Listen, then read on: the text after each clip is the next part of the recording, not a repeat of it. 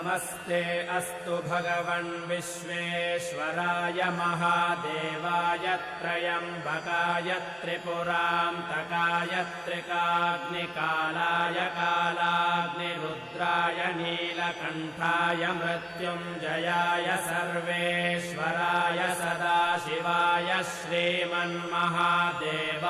नमः।